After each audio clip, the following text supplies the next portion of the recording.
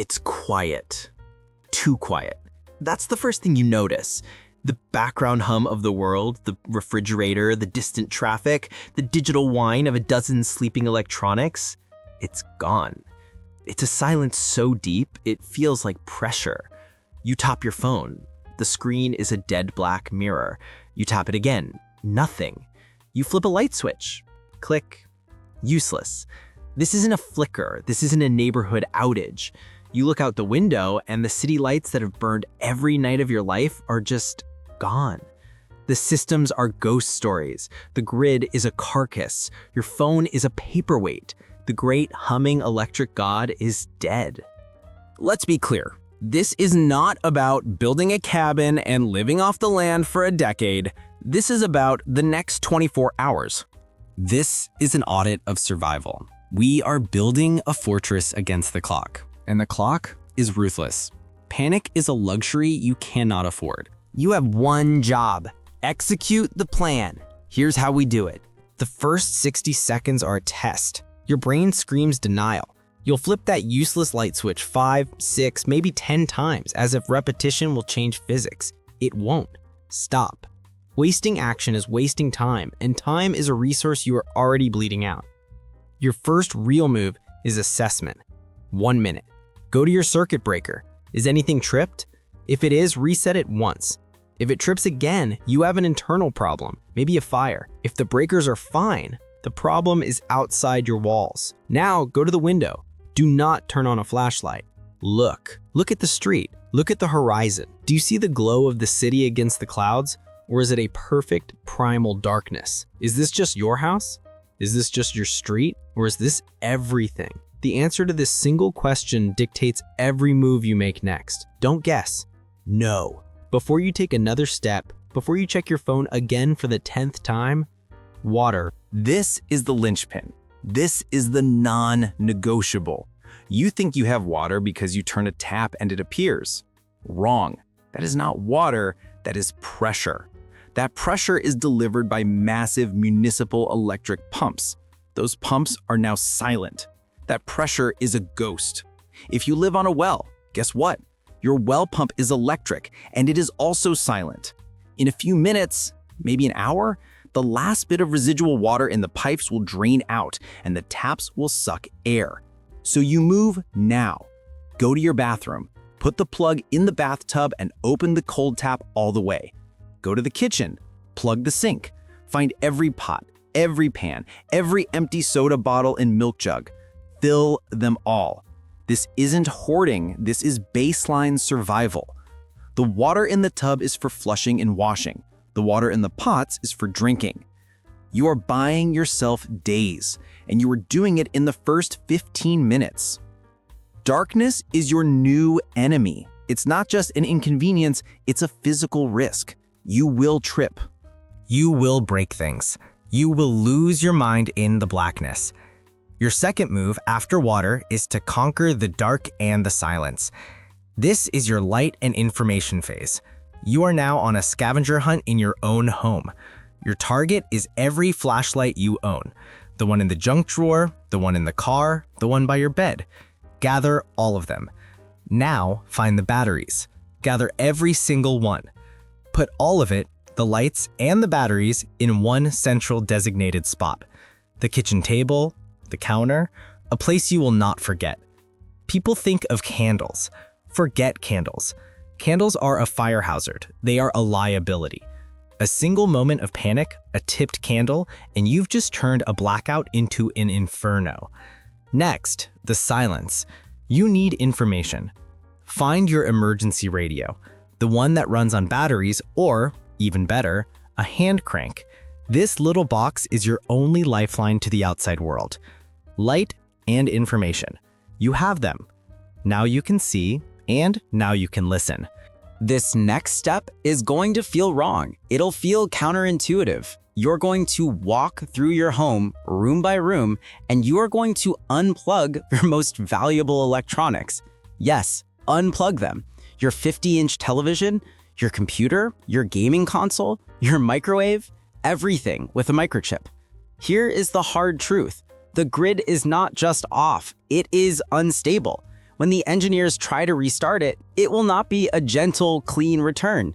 It will be a series of chaotic, unpredictable power surges. These surges are brutal. They are lightning on a leash, and they will fry the delicate guts of anything they touch. That expensive laptop, it becomes a paperweight. That television, a black mirror. All that gear you're counting on to get back to normal is one jolt away from being landfill. You are not giving up. You're protecting your assets from the grid's death throes.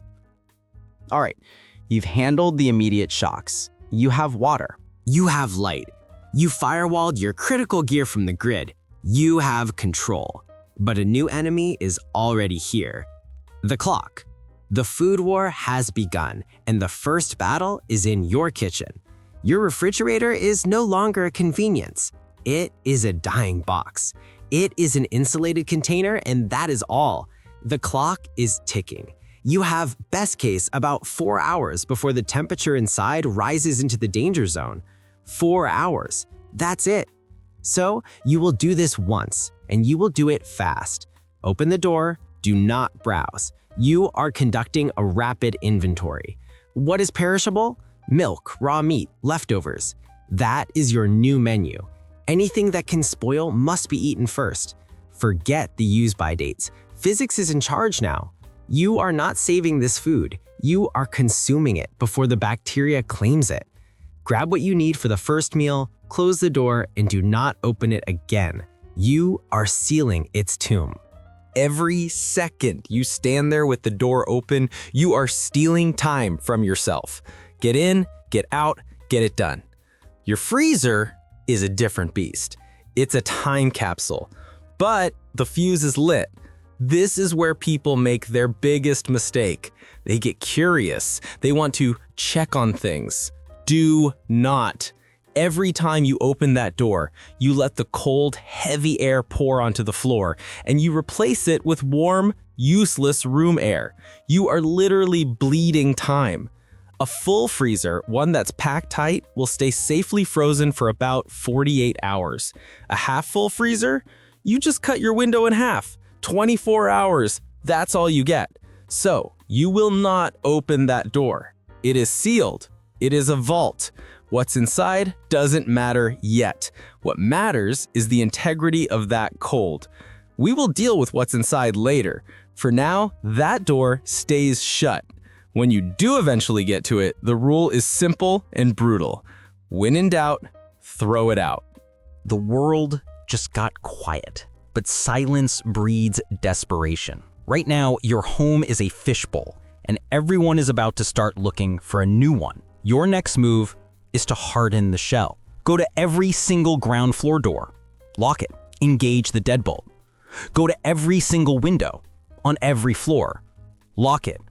Now close the blinds, pull the curtains, all of them. This is not about privacy, this is about information control.